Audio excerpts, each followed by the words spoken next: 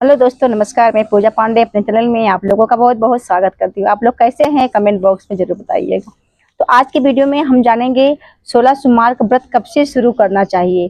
16 इच्छा पूर्ति के लिए, विशेष मनोकामना पूर्ति के लिए, इच्छा पूर्ति के लिए आप सावन सोमवार के पहले सोमवार से 16 सोमवार का व्रत उठा सकते हैं। बहुत ही महत्वपूर्ण माना जाता है, जो भी आपकी कामना की जरूर पूरा होगी। और उत्तम घर, उत्तम वर पाने के लिए, कार्य में पूर्ति और इच्छा पूर्ति से कि घर भर पाने के लिए, अच्छा परिवार पाने के लिए आपको माघ शीर्ष के पहले महीने से पहले सोमवार से व्रत उठाना है।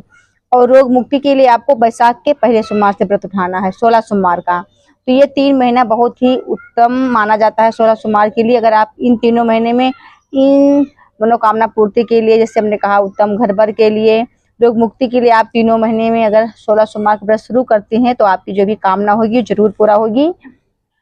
आगे आप जानिए गुरु जी द्वारा पूरा विस्तार से 16 सोमवार के बारे में।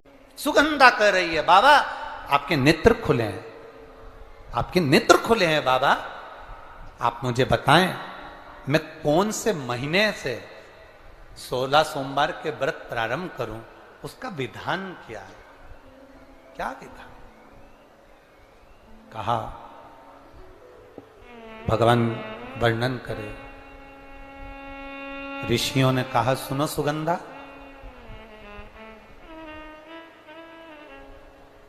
ये 16 सोमवार का व्रत कोई साधारण नहीं है। सुगंधा, संतान की प्राप्ति के लिए अगर 16 सोमवार का व्रत उठाया जाता है तो श्रावण के पहले सोमवार से उठाया जाता है। कब से उठाना चाहिए? श्रावण का पहला सोमवार। सुनो सुगंधा, यदि कोई विशेष बीमारी हो गई, बहुत रोग हो गया, तकलीफों में जिंदगी चल रही हो, बहुत कष्टप्रद जीवन चल रहा, तो बैसाख के महीने के पहले सोमवार से 16 सोमवार का व्रत उठाना चाहिए। और सुनो सुगंधा, उत्तम वर, उत्तम घर, व्यापार, व्यवसाय, नौकरी, पद, प्रतिष्ठा,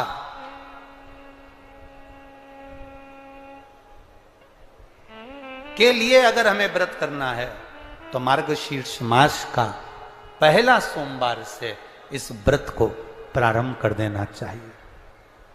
मार्गशीर्ष मास का पहला जो सोमवार हो उसमें इस व्रत को प्रारंभ कर लो। और सुनो सुगंधा, ये व्रत दोपहर के तीसरा जो पहर हो, प्रदोष काल, उस प्रदोष काल के समय पर आप इस शिवलिंग की पूजन अपने घर में पार्थिव बनाकर स्मरण कर कर भगवान देव अधिदेव महादेव के लिए प्रसाद तैयार कर कर, आप जिस भाव से भगवान शंकर का आटा सेक कर या चूरमा बनाकर या मलिदा बनाकर जो भी आप बना रहे हैं, उससे 3 हिस्से प्रसाद के इस 16 सोमवार के व्रत में भी होते हैं। कितने हिस्से होते हैं? 3 हिस्से। पशुपति व्रत में 16 सोमवार के व्रत में एक अंतर भारी है। पशुपति व्रत में 2 हिस्से मंदिर में रह जाते हैं, एक हिस्सा अपने साथ आता है और स्वयं को खाना पड़ता है।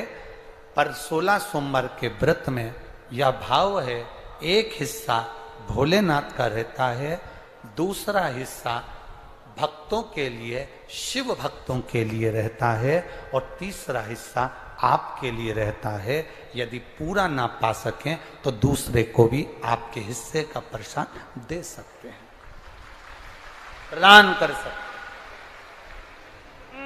अब आ जाओ, बड़ा सुंदर प्रसंग।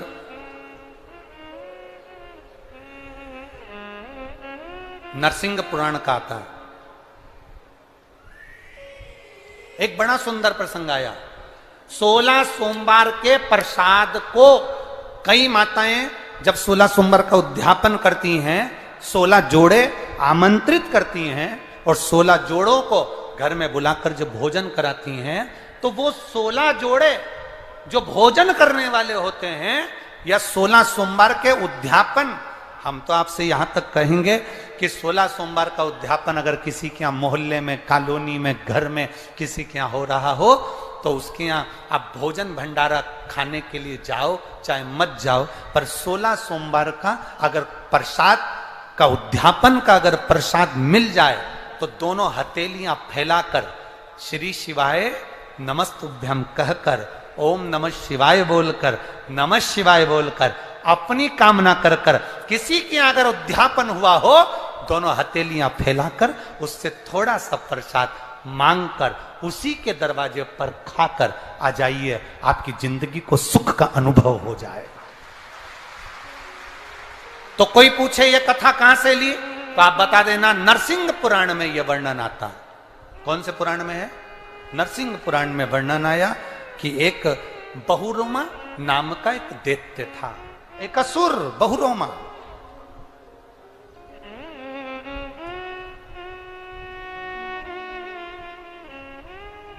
एक बार बहुरोमा नामक का यह दैत्य, यह असुर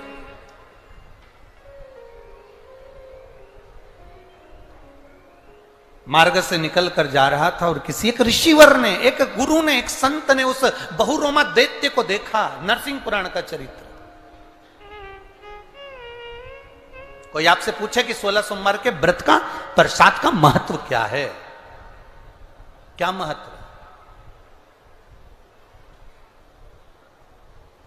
बहुत ध्यान देना, यहां पे माताएं पशुपति व्रत करती हैं। पशुपति व्रत अगर आप लोग करते हैं तो उसके 2 हिस्से मंदिर में छूटते हैं प्रसाद के। बोलो री जी हाँ, सही है। मंदिर में आप जो प्रसाद के 2 हिस्से छोड़कर आती हो,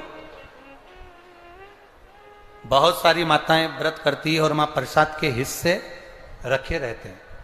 मंदिर का पुजारी हो, मंदिर के पंडित जी हो, या मंदिर की कोई नारी, कोई पुरुष, कोई बच्चा, कोई बड़ा, उस प्रसाद को एकत्रित कर लेता है और उस प्रसाद को जो भक्त लोग दर्शन करने आते हैं, जिनका पशुपति व्रत नहीं रहता, या जो दर्शन करने आए, या गांव के बच्चे हों, नगर के बच्चे हों, कॉलोनी के बच्चे हों, उनको वो प्रसाद जो वितरण किया जाता है, शिव महापुराण की कथा कहती है हजारों हजारों अश्वमेध यज्ञ का जो फल प्राप्त होता है वो मात्र वो प्रसाद के वितरण से और उसके पाने से प्राप्त हो जाता है।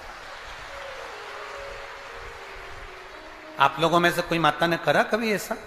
अगर कोई प्रसाद चढ़ाकर गया पशुपतिनाथ व्रत का, 2 हिस्सा छोड़कर गया, और बहुत सारी माताओं ने छोड़ दिया और वो सब चली गई, उसके बाद वो प्रसाद रखा रहता है, तो उसको एक तसले में, एक पात्र में एकत्रित करना चाहिए और उसको बांटना।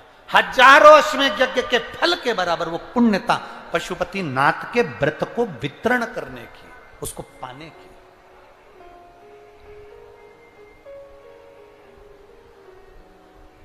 में गुरुजी ने बताया कि 16 सोमवार की पूरा कथा कैसे शुरू करना चाहिए, प्रसाद भोग सबके बारे में। तो जैसे कि गुरुजी कहते हैं कि इनके उद्यापन का विशेष महत्व है। तो उद्यापन कहीं भी हो रहा है, अगर प्रसाद आपको मिल जाता है तो प्रसाद को जरूर ग्रहण करिएगा। और इसमें भी तीन ही प्रसाद लगते हैं, 3 हिस्सा होता है शिव जी का, जैसे कि पशुपति व्रत में होता है। बस इतना है कि पशुपति व्रत में 2 हिस्सा मंदिर में छोड़ दिया जाता है, 1 हिस्सा ले आते हैं। इसमें तीनों हिस्सा लाना है, सभी को दे के खाना है प्रसाद को। और 16 सोमवार के व्रत में तो आप लोग 16 सोमवार व्रत करिएगा। सावन का महीना जो कि 14 जुलाई से पहला सावन सोमवार है, तो आप इस दिन अगर उठाना चाहते हैं तो उठा सकते हैं। विशेष महत्व है। हर हर महादेव फ्रेंड्स, श्री शिवाय नमस्तुभ्यम। वीडियो अच्छा लगा हो तो लाइक कमेंट शेयर कर दीजिए। कमेंट में हर हर महादेव लिखना नहीं भूलिएगा फ्रेंड्स। ज़्यादा से ज़्यादा वीडियो को शेयर